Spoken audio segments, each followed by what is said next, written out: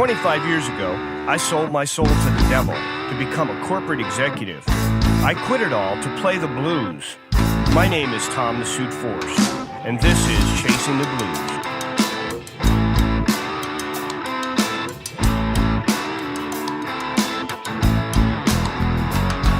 Hey everybody, this is Tom the Suit Forced.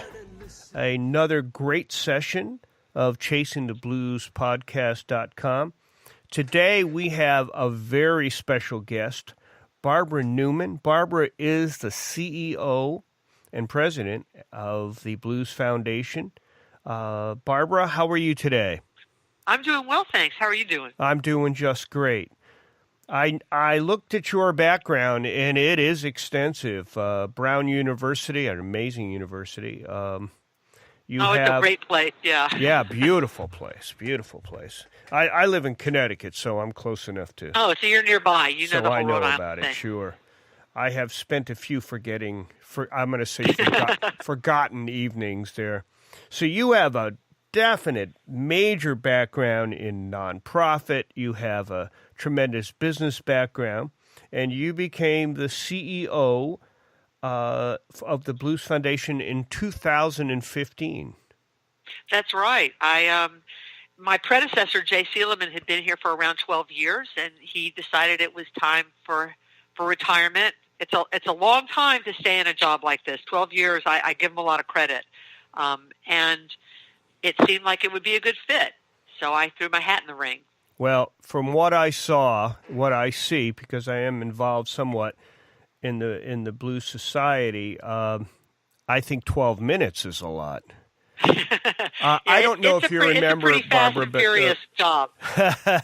Well, where you and I first met, I've been a judge for the IBC 2 years, and this last year, I remember it was the end of the performances. It was late at night, and you came in, and you were just so effervescent, and you had so much energy. And I was thinking to myself, really, there's got to be some medical help there. Yeah, talk to my husband. He would like some for that level of energy sometimes. Yeah, but you were great. You introduced yourself to everybody. I was really impressed, and I thought, everyone who comes to these things does not realize the amount of energy, all the things that go wrong, all the last-minute changes, bands that don't show up, venues that don't do what they say. I know for the first time, well, at least in my knowledge, first time that you were using the computers for the actual, for voting. Yeah, we did. Are you talking about for the IBC this past year? Yes. We went to a digital platform so our judges could do their balloting online rather than having to handwrite a bunch of forms that are then very difficult to read and have to be re-input and we are very careful, but this has added a level of security that we get the numbers in right. Yeah, the venue, and I don't remember the venue, and it's probably just as well. The venue that we were at did not have a link. I don't know, something happened where we weren't able to download, and it was a mess, but somehow they worked it. We all had to go onto our cell phones. That's what it was. Right. Yeah, you learn as you go. We had promises from clubs that they had Wi-Fi, yes, that they were good to go, and then we would get in there and find out that the Wi-Fi was down or it wasn't working right. We're already looking at bringing in hotspots next year, so we don't have that problem again. Ultimately, it worked great. What we found out from it is that the judges were more giving with their commentary with the online system than they were when they had to handwrite. So our challengers walked away with results that included some really wonderful critique and input that they had never been receiving in the past. Yeah. Well, I have been a judge at the local in Connecticut. For the Blues Challenge for years, and I do every one, and it's all handwritten, and I will tell you, as a judge, I'm always a little nervous to write anything too damning because I don't really get a sense of where it's exactly going and how it's going to go. But I will. Well, so basically what we do with the International Blues Challenge is we have between 200 and 250 bands coming from around the world, usually 15 or 16 countries. And we have 3 judges every night in the clubs on Beale Street. And in addition to judging the bands based on blues content and performance quality and originality, they have the opportunity to write comments. Right. And most of the bands we have found really appreciate critique because we're only using judges that have a decent amount of experience in the blues world. They're either top-level performers or they're producers or they're journalists, and they've been around. They know good music when they hear it. And then we send that information off usually about 6 weeks afterwards. We read it all. We make sure that it's appropriate. And then we send that off to the bands so that they can use that critique to build and develop their skills. Yeah, I think I think it's an amazing thing, and I'm really glad that the bands do like it. I will tell you this, that sitting through that several times, I don't remember there being this high a skill level as this year, musically. We're hearing that every year. I don't know exactly when it happened. I can't tell you what year, but at some point, this competition, this challenge, became really recognized as the premier way for regional bands to become known on the national and international stage, and the number of high-quality performers trying to get a space at their local blues societies to come to the challenge has increased, and that means we're getting better and better and better bands every year. Yes, I will tell you that I actually was inspired, and I can't always say that, to be honest, but this year I thought, boy, I'm really hearing some very good music, a lot more original music than in the past, so I was pretty excited.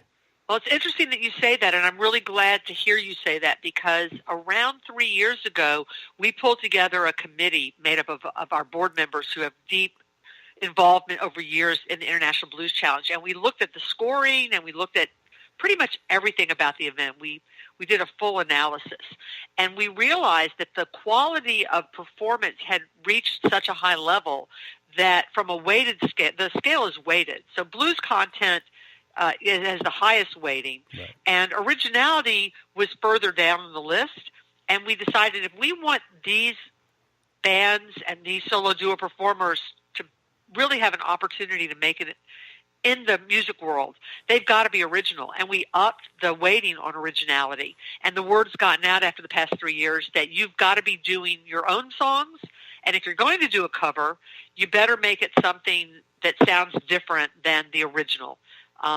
Because we don't want this to be karaoke blues. We want this to be top-level performers ready to take the international stage. Yeah, that's fantastic, and my hat's off to you and to the foundation. It was really inspiring musically, and obviously that's what it's all about. So now, I would love to know. Did you get a chance to do any of the other? I've got to ask the question to interrupt you. Did you have a chance to do any of the other IBC activities that were going on during the week? Because we've expanded the program. We've got we show a film every year. We do a panel. We've got networking for the artists, master classes, all sorts of educational opportunities for the fans and the industry and the musicians. Yeah, I didn't, and I will next year. I kind of, because of my schedule, I tour as well. My schedule, I had to kind of show up at the last minute. I did what I had to do. I was exhausted, right. And basically, I think I probably... I hear you. I'm not surprised. Yeah, I probably napped most of the time, and then went to judge and came back and napped. I didn't even party, quite honestly. So let me ask you this. Like I said, I was so surprised to see you late at night, knowing what must have gone on. Can you share with us some of the trials and tribulations that it takes to run something this massive? Absolutely, and I'm very, very fortunate because I've got an amazing team. Joe Whitmer, who's been with the Blues Foundation for years, Right, handles all of the production details. And what's going on behind the scenes while everybody's out on the street enjoying the music is we're in 23 clubs on Beale Street. Every one of those clubs has a different stage setup, a different acoustic level, different challenges, their own managers.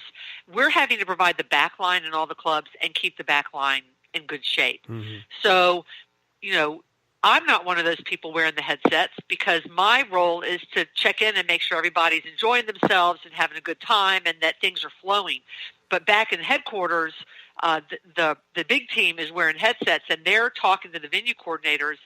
This B3 has a broken key. We need a new drum pedal. Something's going on with this particular amp. And they're running equipment back and forth, which most people don't see because we're doing that real quietly. Mm-hmm. We're checking everything during the day before we get started each night, but all sorts of things happen. You've also got issues with the bands coming in and making sure they have what they need. We try to encourage them to work together, to support each other. You just never know when a band member that you meet from one band, that band might disband, and you might end up picking them up to join your band. So that's one thing that goes on. I mean, as you mentioned, this year we went digital with the platform, so we had some Wi-Fi issues. That was a lot of fun to watch from the background. And we've had issues with clubs that have gotten too full and too crowded, and it's hard for the judges to hear, and we have to shuffle around where the judges are, or a club that's booked a private party in part of the club and we've lost space. There's all sorts of stuff that goes on Beale Street that's happening, and we're just trying to keep it calm, cool, collected, and Joe manages to make it happen, and it gets better and better every year. Yeah, I have to say I really like Joe. I noticed that he was great under pressure. Yes, he's been doing this enough. I learned very early on that my job is to deal with the strategic issues of how do we improve, how do we make this better, how do we take it to the next level. That's why we added all these extra components to the week to make the entire week entertaining and something of value for these musicians. We really wanted them to get something out of the week more than just their performance on Beale Street. If you play in the quarterfinals and you play on Wednesday and Thursday nights and you don't make it to the semis and you're done, we want you to get more out of it. And I learned early on, let Joe do what he does. If he needs me to problem solve with him, I'm always there for him. Mm-hmm. And then we'll debrief after the week and say, this went well, this didn't go well, this could go better. And then we take it to the next level the next year. And we've also got Elizabeth. She's working will call. So she's dealing with making sure people get their tickets, selling merchandise, all that kind of fun stuff. And that can get a little hectic as well. So we've all got to be calm under pressure. What was, can you share with us just for fun, a little bit, lifting the curtain a little bit, what the biggest problem was this year? Oh, the biggest problem were the clubs that didn't have Wi-Fi. Yeah. Absolutely. Yeah. The clubs that promised us Wi-Fi and then didn't have Wi-Fi, and some of our judges that were less technologically advanced in their knowledge of how to use technology than others. But we had trained our venue coordinators and we had trained our judges' assistants with the system. But the biggest challenge that we had were the clubs that didn't have Wi-Fi. And we pretty much figured that out within the first night. We had a couple of clubs that went down night 2 that were working great on the first night. And that was really the biggest challenge, was making sure that the platform worked and keeping everything on time. We want to make one of the things that we know goes on during IBC is there are festival promoters, club owners, label owners that are coming around scoping out the performers, trying to see if there's somebody they want to book or that they want to sign a deal with. Mm-hmm. And if they're looking at our schedule and they see that a band is supposed to play at Wet Willie's at 8 p.m., we want to make sure that band goes on at 8 p.m. at Wet Willie's. If we run late, they might miss another band, or they might not get to where they need to go. So it's not just about what the bands need, it's about what the industry is looking for, because this is the place where the industry is coming to scope out the new talent. And it's not uncommon for bands to get signed with labels or to get festival or club bookings from this event, irrespective of whether they make it to the finals. I definitely see that.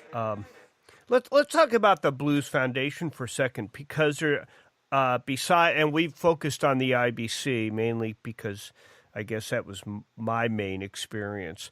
But the Blues Foundation has many award things going on beside the Blues Challenge, the Blues Music Awards, Blues Hall of Fame Museum, and on and on. And I know you've got different things for blues musicians who need help financially, etc. Do you want to talk a little bit about that?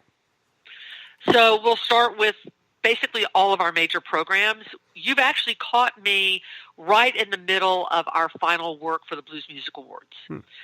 That's how much I love you, that I took time out of my day while we're planning for the Blues Music Awards to do this with you. As my wife would say, if you love me, you don't know me. So the Blues Music Awards are coming up on May the 9th.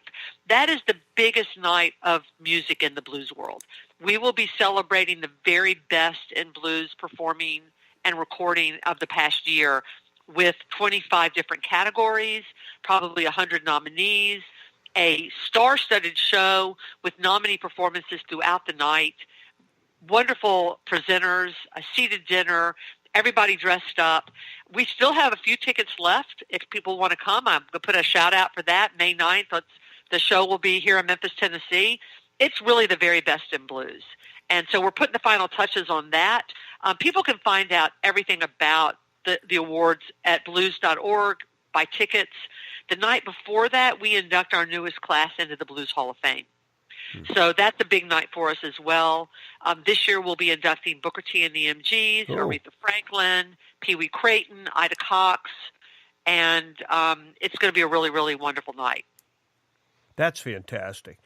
So, being a member of the Blues Society, I know that there are a lot of things that go on, a lot of additional things that help musicians, definitely, spur on the blues for the future. So the Blues Foundation does a lot of those things. That's great. Yeah, the BMAs are very big. They're getting national press now, and it really means a lot to blues musicians' careers to be nominated, much less to win. I mean, just the nomination means a lot. Mm-hmm. We've stepped that game up. We're using technology, and we moved to a digital platform for nomination submissions.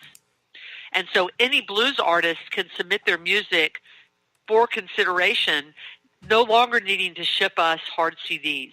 Everything can be done digitally in the cloud.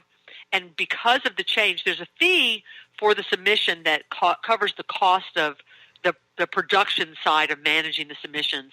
But we saw a 40% increase in submissions this year. That's great. We had almost 300 blues albums submitted for consideration. Wow. So that was pretty exciting for us. We're also looking to make sure that musicians are healthy.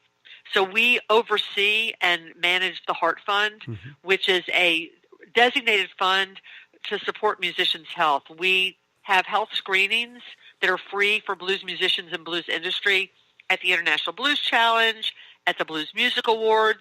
We now will be, this year in September, our third year going to the Americana Music Conference and providing health screenings there.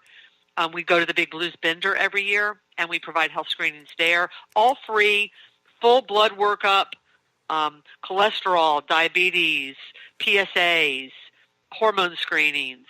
We're adding vision screenings this year, and we're going to have free glasses and refraction tests for artists. We provide custom ear molds so musicians can get earplugs to protect their hearing. That's great. And it's not just musicians, it's anyone in the industry that meets the standard. If you have 5 years of work in the industry, you can get these for free. And they're $300 or $400 earplugs. Yeah, sure. I use mine all the time. Yeah, I'm as deaf as a stone, and I definitely know the value. Well, if you haven't gotten them, IBC BMAs, we're there taking care of them.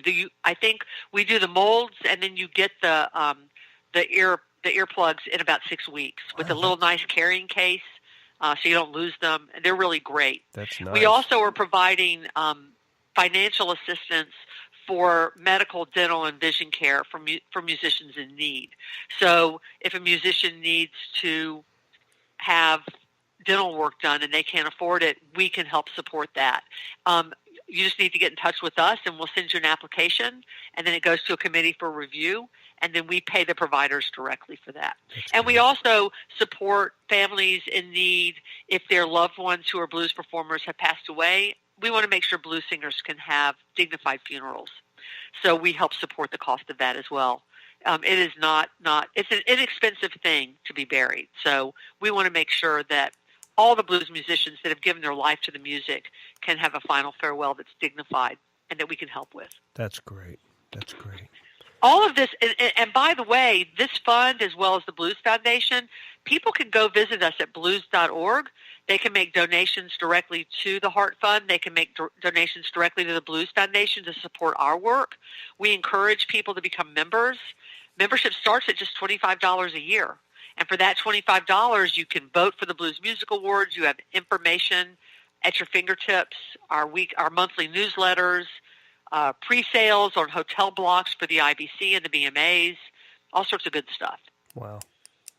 So let me ask you something personal, Barbara. Okay. Not too personal, don't worry.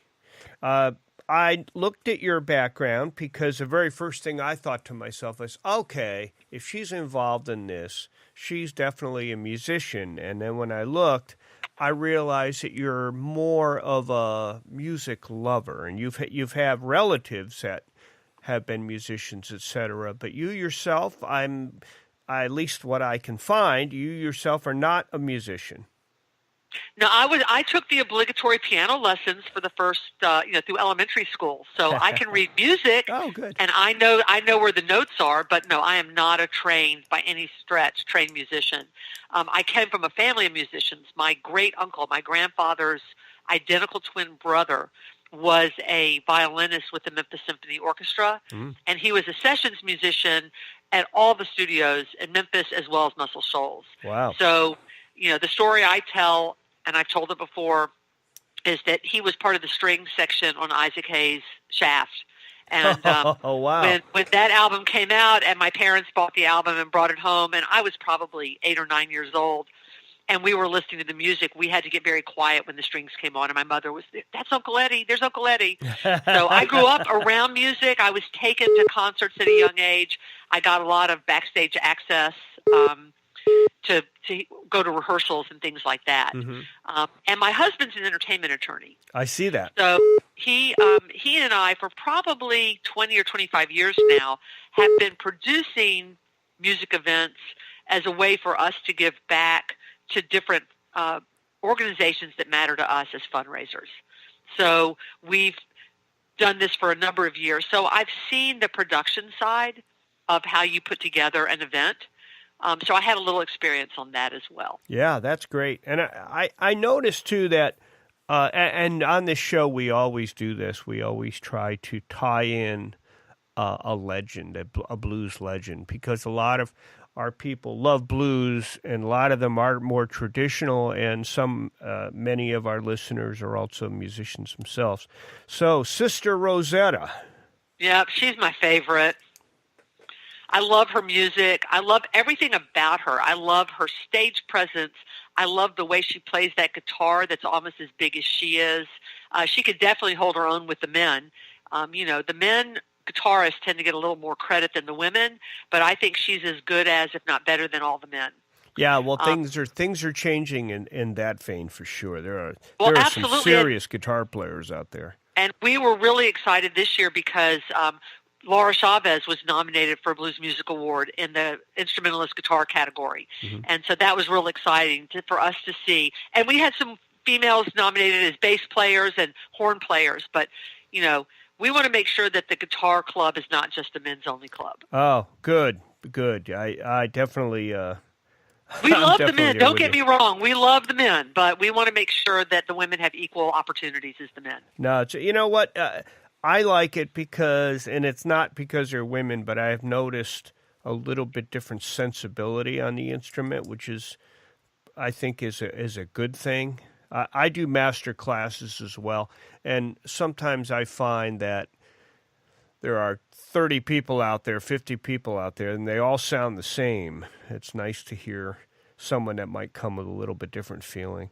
So Yeah. Sister Rosetta is really a precursor to rock and roll. She was around the 40s. She did Rock Me, which is definitely a great tune. I couldn't find when is she if she started in the 40s. Is she still alive? Do you know? No. She died in the 70s, in the early 70s. Yeah, I I think she had couldn't a stroke find and that passed away actually. then. There's an amazing video that I encourage anybody to go look for. It's of a concert at a train station in the UK. It's a real rainy day, and she comes out carrying her guitar. Muddy Waters played at the same station, Mm-hmm. and you can find YouTube videos of her that are just phenomenal. Everything. She was also very gospel infused. So there's a lot of gospel music that she did that wouldn't be considered directly blues, but she's just, I think she's phenomenal. I think everything about her presence, the way she carries herself is amazing. Yeah, she's done what a lot of musicians have done. I know that she was a rising star in the 60s. She kind of lost that star here in the U.S. and then went to Europe. Yes, and a lot of blues musicians really made their marks in Europe. Yeah, that was not uncommon. Right. So that's not surprising. And it also, a lot of it depended on where blues was on the upswing or the downswing. This music is, in my opinion, it's solid in that it's not going anywhere, but it has this tendency to sort of peak, and people find it, and then they move on, and it just sort of hovers for a while, and then it peaks again. And so during those up and down phases, it never goes away. And a lot of musicians would head to Europe. They have an amazing blues scene in Europe. I was just there for the European Blues Challenge. And it's wonderful to see so many people across languages all gravitating towards this very American music.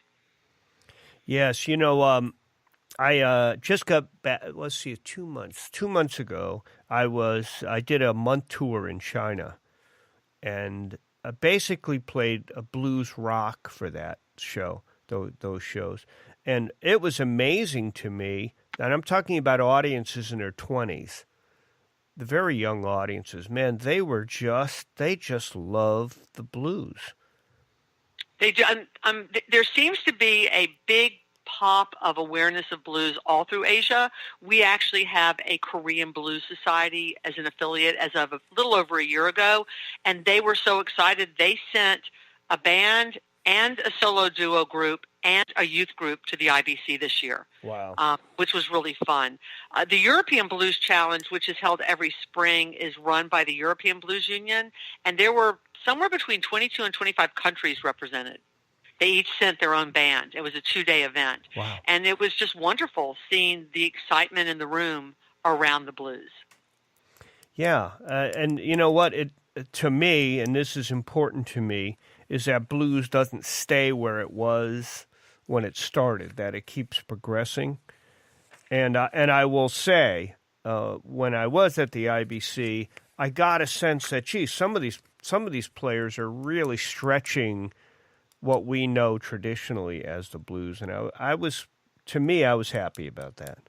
Yeah, I think there's a point at which it topples over into some other form, and I don't know how to define that. I don't know that anybody knows how to define that, but I do think that a true musician is going to create his or her own music, and it's going to be unique to that musician, and because of that, every music form has to evolve and grow. It can't stay static.